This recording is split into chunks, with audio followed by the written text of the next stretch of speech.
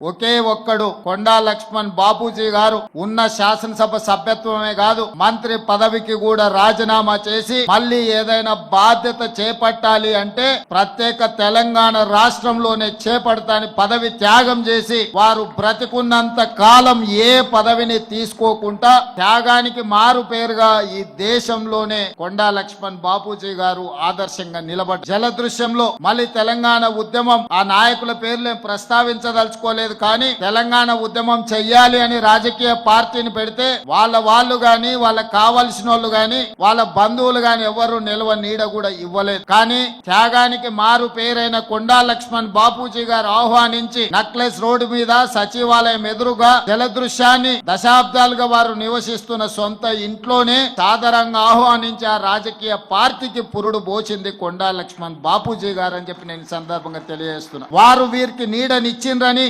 ఆనాడు వారికి నిలువ నీడ లేకుండా ఆనాటి ప్రభుత్వాలు చేసినా కొండా లక్ష్మణ్ బాపూజీ గారు భయపడలేదు.